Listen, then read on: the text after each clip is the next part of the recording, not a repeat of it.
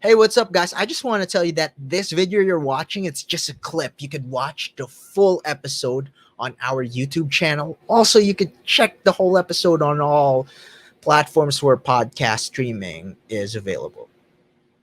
One thing that I'm so curious with is if you're going to have a tech startup, like how do you find congratulations by the grant, by the way, but how do you Yeah, find those leads, man? Do you know somebody who has connections? Is there a site you could check, like, hey, where can I find potential investors for this app I'm doing? And how does the pitching process work? right. So we haven't even gotten to that point of pitching investors. We've learned through, webinars, and that is part of probably my answer that I was going to really say is that, everything is a lot more remote now. So a lot of things are webinars, so you get to attend a lot more things. But at the same time, before the pandemic, I was trying to plug myself into the startup community as much as possible in this region, in this Baltimore area.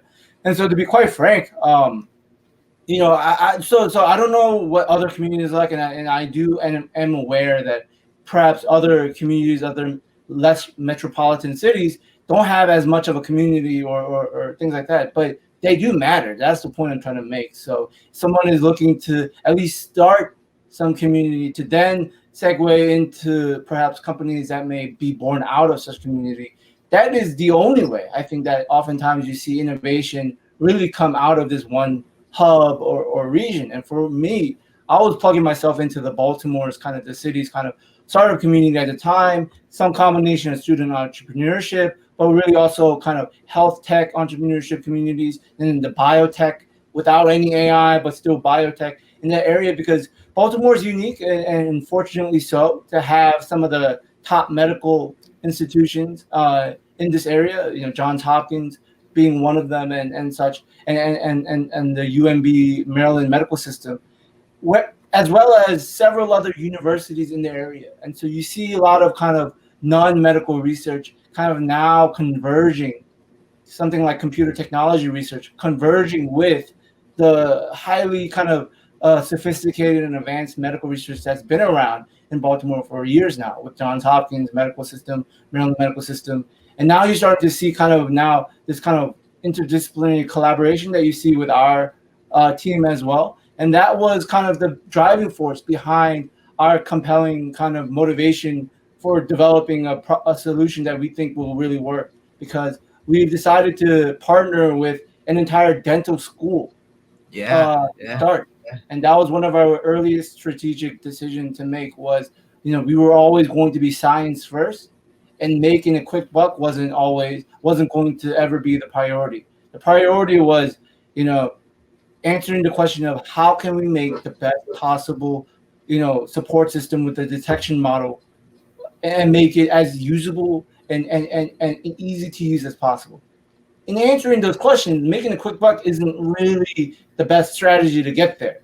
The strategy is, okay, where's the science that is not quite there yet? What is the expertise that we need as Dentuit that we don't have internally or in house? There's obviously that kind of team of clinical experts that we're now working with at the dental school. And so I always tell other kind of health tech startups that are asking for advice or asking about what are some of the things that I think about or I thought about when starting, was really being open again to collaboration, to really this idea of, if you're going to be especially an AI startup, an AI in a vacuum by itself in some blank area is absolutely useless. I don't care how sophisticated or amazing the techniques are, it doesn't matter. If it doesn't solve a problem, it's useless. So the idea is that you work with the necessary experts to understand, okay, how can I make this amazing, potentially amazing technology useful? And that is really the beginning of that conversation of understanding now, oh, so this is the current workflow. So this is why you're considering AI, because like this is the issues that you're dealing with. And you're starting to understand now as a computer technologist, the broader kind of problem space that you're kind of trying to develop a solution for. And so that conversation leads to one thing to another. And so how I got plugged in actually, again, was initially that kind of me going to these small kind of events. And again, this was in person at the time, wasn't as virtual, but I think making it virtual now is even more accessible. I was going to these, and I just met this one lady who was actually the director of the state's kind of venture development fund, of one of the many funds, but she was the director for that kind of particular fund. And one thing led to another. She kind of helped me discover even and know about something like this fund, this kind of grant. And I was persistent, and you sort of have to be that way in the beginning. No one knows you at the beginning, and I'm also learning that no one is also going to really know that your thing is amazing. There's going to be a lot of skepticism, much more and way beyond just your parents, right? Like this idea that one kind of thing that I kind of didn't expect and as much was this level of still kind of skepticism and disbelief about what I am capable of doing. Maybe the way I look, I don't know, but maybe because we're so small as a two founding team, and maybe also AI is just lost on many people still. And that just comes with education, and that comes with kind of level setting expectations, right? And so I think for me, it's just a matter of, working with the right people, having the conversation and having the right conversations with the right people in the right areas of time. So, first, to start, just, people who says this is right. Just, get yourself out there, whether it's attending these webinars, because how I fill my schedule these days outside of the R&D that I do is literally webinars. Like, a lot of the Eventbrite stuff and various health tech.